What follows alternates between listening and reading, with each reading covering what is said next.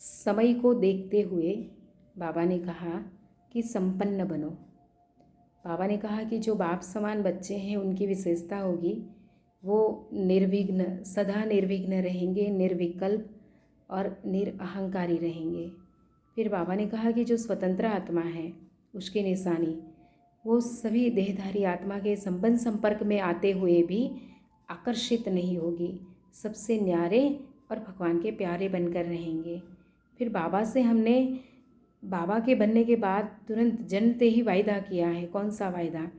एक बाप में संसार है, एक परमात्मा बाप से सर्व संबंध है, एक बाबा से ही सर्व प्राप्तियाँ, एक ही पढ़ाने वाला भी और पालना करने वाला भी, सब में एक है।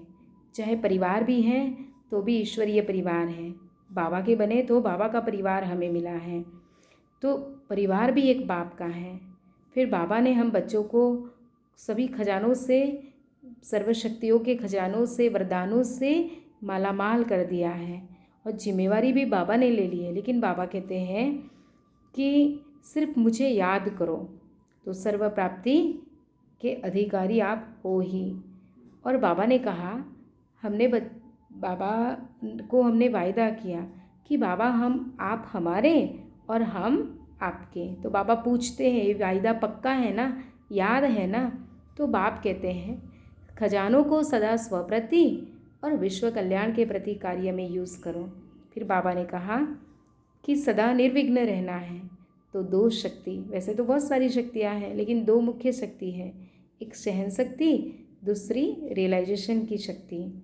फिर बाबा ने कहा कि बाप को कई बच्चों पर रहम दया भी आती है और समझते हैं कि बच्चों से मेहनत नहीं होती है। तो बाबा कहते हैं क्या बच्चों के बजाय बाप ही कर लें? लेकिन बाबा कहते ड्रामा का राज है, जो करेगा सो पाएगा। इसलिए बाबा सहयोग, बाप दादा सहयोग जरूर देते हैं लेकिन करना तो फिर भी बच्चों को ही पड़ता है। फिर बाबा ने कहा कि अंत में पास होना है। तो बाबा ने कहा ड्रिल बहुत आवश्यक है, 1 सेकेंड में अशरीरी भव की ड्रिल। तो संगठन में बैठे बैठे देह भान से परे परम धाम में हम पहुंच जाए और बाबा की शक्तियों का शावर, बाबा की शक्तियों की किरणें हमारे में आ रही है ऐसा हम महसूस करें।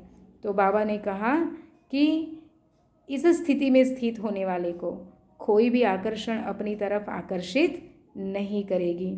फिर आज बाबा ने वरदान में कहा कि अमृत वेले हमें जिन जिन आत्माओं को हमें सकाश देनी है तो उन आत्माओं को बाबा के सामने खाली एक एक सेकंड के लिए हम उन पर दृष्टि डालें बाबा की याद में कि बाबा ये भी तेरा बच्चा है।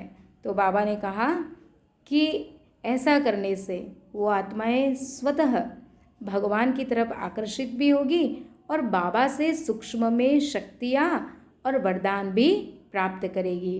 फिर बाबा ने कहा कि बहानेबाजी को मर्ज करो और बेहद की वैराग्य वृत्ति को इमर्ज करो। क्योंकि हम कहते ना ये था, ये कारण था, इसलिए ऐसे हुआ, इसलिए हम नहीं आ पाए। तो बाबा कहते कि ये तो सब बहाने हैं, है ना। अगर और कोई कार्य होता तो हम किसको इम्पोर्टेंस देते हैं? तो लाइफ में जिसको इम्पोर्टेंस देते हैं उसके लिए कोई बहाना हम नहीं चलाते हैं। तो बाबा ने कहा बहानेबाजी को मर्ज करो समय को देखते हुए और वैराग्य वृत्ति को इमर्ज करो। ओम शांति।